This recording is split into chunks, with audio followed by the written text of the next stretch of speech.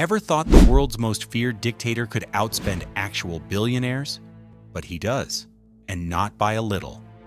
He leads a luxury lifestyle that makes Elon Musk look minimalist. In this video, we're going inside Kim Jong Un's $5 billion secret lifestyle. You'll see his private armored train that's bigger than some airports, his super yachts with full-blown water parks, his underground mansions, his bulletproof Mercedes, and even a city where only elites are allowed to live, completely hidden from the public. And here's the wildest part. He lives like this while millions in his country starve. He doesn't make money from oil. He doesn't own companies. His country is literally sanctioned by the entire planet. So, how is he richer than most billionaires? Well, we found out. And what we uncovered is way darker than you'd think. Let's expose the most dangerous luxury lifestyle on Earth. At first glance, North Korea looks like a black hole. No internet, no outsiders, no luxury brands, no Instagram influencers. But zoom in past the gray buildings and ration lines, and you'll find a parallel world, hidden behind electric fences and landmines. And at the center of that world, Kim Jong Un. He's not just the supreme leader, he's the king of a shadow empire, where no rule applies to him.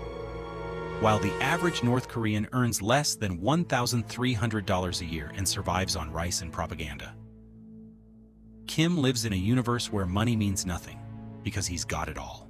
The deeper you go into his world, the stranger and darker it gets. This isn't just about money. This is about absolute power, paranoia, and excess, mixed with danger, secrecy, and suffering. North Korea looks like a dead zone from the outside. No Instagram, no Google, no Netflix, no Apple stores, just silence and propaganda. But if you zoom in past the lifeless buildings and gray cityscapes, you'll uncover something surreal. A hidden world that seems straight out of a dystopian movie, except it's all real.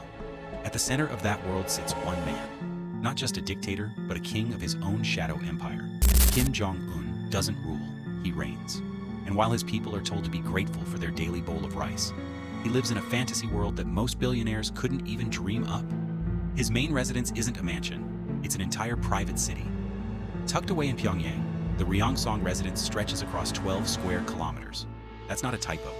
It's essentially its own country within a country. Inside those walls, everything. An Olympic-sized swimming pool, multiple water slides, a private racetrack, luxurious stables, and a horse training arena, professional gyms, banquet halls, his own personal movie theater that seats 1,000 people, and even full-sized amusement rides. You'd think this was Disneyland for dictators, and in some ways, it is. Kim doesn't just watch banned Hollywood movies. He owns over 20,000 DVDs, including action blockbusters that would get any regular North Korean imprisoned, or worse. While his citizens are punished for watching Spider-Man, Kim enjoys Dolby Surround sound screenings of every Western film he wants, all from a gold-trimmed private cinema. And it's not just for fun. Security here is on another level. This isn't luxury. It's luxury built on fear. The entire compound is surrounded by electric fences, armed guards, motion detectors, and landmines. There are multiple checkpoints, underground tunnels, and even a nuclear-proof bunker built from reinforced concrete and lead. It's part apocalypse shelter, part dictator's day spa. Heated floors and all. Because in Kim's world, even paranoia gets the 5-star treatment. Now here's the wild part. That's just one of his homes. Kim Jong Un doesn't settle for one palace.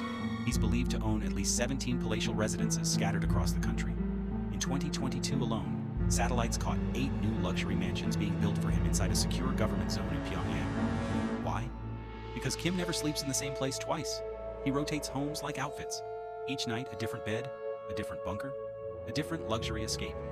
It's a high-stakes game of hide and seek, except the stakes are nuclear. Each mansion is loaded with pools, sports complexes, full entertainment centers, private dining rooms, underground garages, and security staff trained to defend him with their lives. These places aren't just big, they're colossal. The kind of opulence you'd expect from an oil tycoon or tech billionaire, not the leader of a starving nation. To put it simply, if Dubai had a baby with the Hunger Games, this is what it would look like. And then there's his personal paradise, the Wonsan Villa. Located on North Korea's coast, this estate looks more like a billionaire's version of Malibu. NBA legend Dennis Rodman once visited Kim here and described it as like Ibiza, but only for one man. It has a horse riding range, a shooting range, cruise ships, a mini water park, and even an entire island, all for Kim and only Kim. No one else is allowed, not citizens, not even most government officials. It's the ultimate symbol of isolation, domination, and luxury. A resort where no one vacations except the king himself. Traveling for Kim isn't what it is for the rest of us. Forget airports or flights, Kim doesn't trust planes. Instead, he moves around in what might be the most insane train ever built. A 90-car armored convoy, built to withstand bullets, bombs, and betrayal. Inside this rolling palace are gourmet dining rooms where French and Japanese chefs cook meals on demand. Conference rooms with leather chairs and redwood tables, lavish sleeping quarters with silk bedding and, yes, pink leather walls. Because apparently Kim has a thing for it. The train moves at just 37 miles per hour because it's so heavily armored. And wherever it goes, it's followed by 17 military helicopters and aircraft.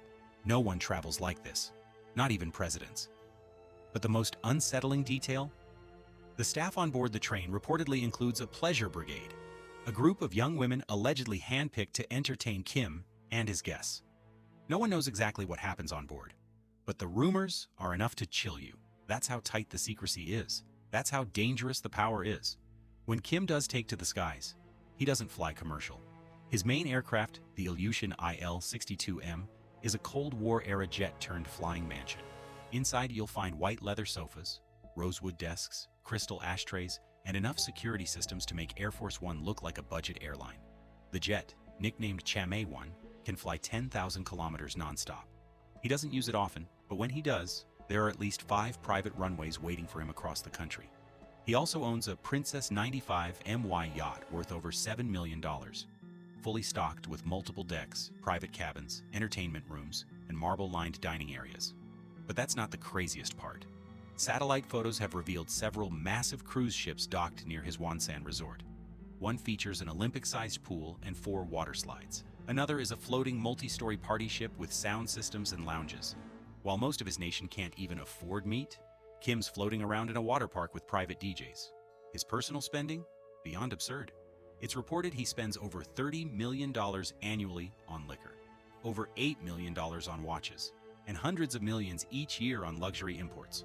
From Kobe beef to Swiss cheese, rare wines to designer tech, Kim's daily table looks like a Michelin-starred restaurant exploded inside a billionaire's closet. His favorite cognac costs $2,000 a bottle. He's rumored to once have finished 10 bottles in one night. Meanwhile, over 70% of his people live in food insecurity, and many survive on government-issued cornmeal and propaganda. His family doesn't live any differently. His wife, Ri Sol-ju, is often seen carrying Dior handbags worth more than what an average North Korean makes in a year. His sister? Frequently spotted with $9,500 designer purses. Even his daughter lives like royalty, riding imported horses, vacationing in secret mansions, and enjoying private schools and pools that most citizens don't even know exist. And this isn't just about personal comfort, it's strategy. Kim uses luxury as a tool to maintain control. High-ranking officials who prove their loyalty are rewarded, not with medals, but with Mercedes-Benz cars, luxury apartments, expensive watches, and bags full of designer clothes. It's a twisted version of loyalty points. In 2022, he even gifted a luxury apartment to North Korea's national news anchor for decades of loyalty. In Kim's regime, gifts aren't just tokens, they're bribes in velvet wrapping. Stay loyal and live like royalty. Cross him and disappear. But here's the real question. How does he afford all of this? North Korea is sanctioned, isolated, and technically broke. It has little to no trade, no global economy, and barely any tourism. And yet Kim lives like a Bond villain. The answer lies in something called Office 39, his personal black market empire. This secretive organization runs operations involving cybercrime, arms dealing, drug manufacturing, counterfeit currency, and illegal labor exports. They even mine and steal cryptocurrency, earning billions in untraceable digital money. Add to that a network of shell companies, offshore accounts, and covert business deals in Switzerland, China, Singapore, Russia, and more, and you begin to see the picture. This isn't just corruption. It's organized criminal government, a mafia state, a regime that runs on fear, theft, and lies, and cashes out in gold, wine, and Gucci. And here's the final, most painful irony. While Kim bans Western culture from his people, no jeans, no Facebook, no iPhones, he uses Apple computers, plays basketball on NBA-style courts, and wears custom-made Western clothes. He even built multiple ski resorts across the country, just because he saw them as a kid while studying in Switzerland. So what does all this tell us? That Kim Jong Un isn't just rich, he's possibly the most obscenely wealthy and dangerously powerful figure alive today. His fortune doesn't come from business, it comes from suffering. His luxury isn't earned, it's stolen, and his power isn't admired, it's feared. He didn't just inherit a dictatorship, he inherited a system built for crime and turned it into his personal playground.